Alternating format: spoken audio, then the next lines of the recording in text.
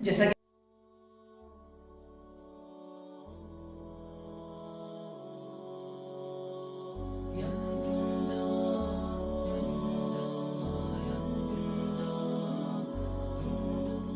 کہ پہلا سوال سامعین آپ نے سن لیا، تو اب ہمارا دوسرا سوال بھائی جنید سے یہ ہے کہ جیسا کہ آپ نے عرض کیا کہ یہود کو مغزوب اور عیسائیوں کو ضال کہا گیا، تو اس کی کیا ریزن ہے، اس کی کیا وجہ ہے کہ یہود کو مغزوب اور عیسائیوں کو ضال کہا گیا؟ اس کی یہ بھی بہت ہی اچھا اور گہرا سوال ہے، اور بہت ہی گہرا نقطہ اس کے اندر ہے کہ جب یہود کا اور نصارہ کا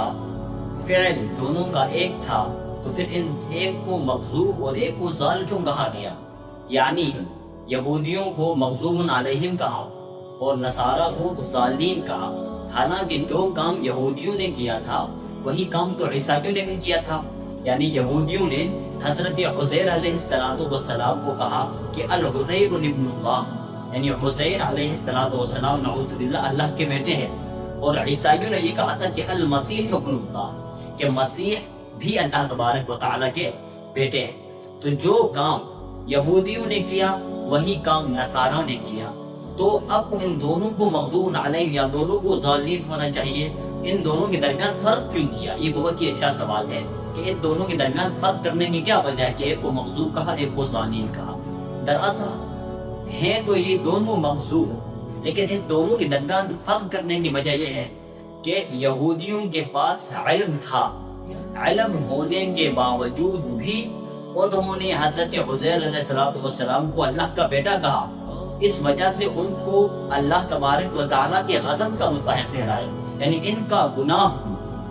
تو ہے، لیکن گناہ کی ڈگری بڑھ کر ہے، اور یہ نصارہ کے پاس کیونکہ علم نہیں تھا اس وجہ سے انہوں نے المسیح ابن اللہ کہہ دیا، اس وجہ سے وہ ضال ہو گئے۔ یعنی علم نہ ہونے کی بنیاد پر انہوں نے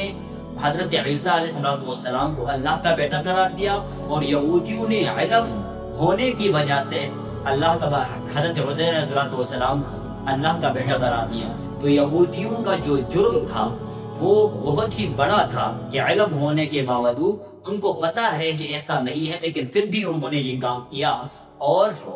نصارہ نے کیا کیا کہ ان کے پاس علم نہیں تھا، علم نہ ہونے کی وجہ سے اللہ تبارک و تعالیٰ کا بیٹا بنا دیا۔ تو یہود کا جرم اور ان کا گناہ اور ان کا فعل بہت بڑا تھا، اس وجہ سے ان کو مغضوب علیہم کے اندر داخل کیا، اور نصارہ کے پاس کیونکہ علم نہیں تھا اس وجہ سے انہوں نے مسیح ابن اللہ کہہ دیا، اس وجہ سے ان کو ضالین کہا گیا۔ حالانکہ حقیقت میں یہ ہے ہی، دونوں ضال بھی ہیں دونوں مغضوب بھی ہیں، یہودی بھی ضال ہیں اور مغضوب بھی ہے، اور نصارہ بھی ضال ہیں مغضوب بھی ہے، لیکن ان کو الگ سے یعنی ضال کا لفظ ان کو دیا اور یہود اور مغضوب کا لقب ان کو دیا، یہ اس وجہ سے کہ ایک کا علم ایک کا گناہ بڑا ہوا ہے دوسرے سے، کیونکہ ایک کے پاس علم تھا انہوں نے ایسا کام کیا، ایک کے پاس علم نہیں تھا انہوں نے اس وجہ سے ایسا کام کیا۔ تو اس وجہ سے ان دونوں کے درمیان فرق کیا گیا کہ یہود کو مغضوب علیہم کہا ہے اور نصارہ کو ضالین کہا ہے۔